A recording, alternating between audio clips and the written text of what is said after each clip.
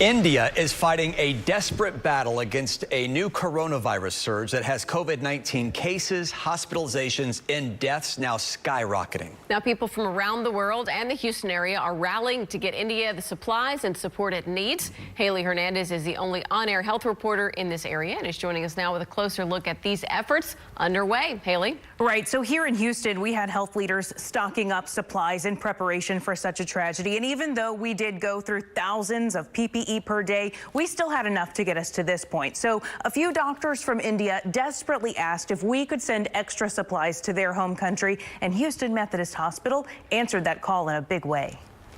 These Houston doctors have family and friends living in India. Some of them have suffered the worst fate of coronavirus. I have lost an uncle to COVID. The loss of my first cousin.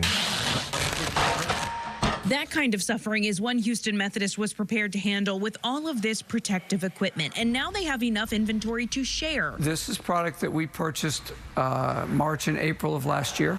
We bought quite a bit, and so we have gone through it. And this is what we have left. He says if we don't end the pandemic abroad, it will never end here. Once the Indian Doctors Association knew the supply was available, they got to work locating which cities needed it and could accept it once it lands. Started dealing with stuff we've never dealt as physicians: procurements, retrieval, logistics, transport, customs. I finally know how to do a commercial bill, which I never knew how to do.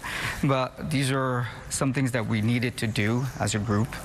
Put our lives on hold. Every single box on every pallet has been carefully labeled to make sure it goes to exactly the right place. It may seem small as PPE, but it's huge in terms of protecting the frontliners. And as it loaded the trucks today, there is a sense of relief and motivation to do it again. We are able to see how it is being used, which is a different level of, satisfaction and pride that we feel that, we are directly being able to help.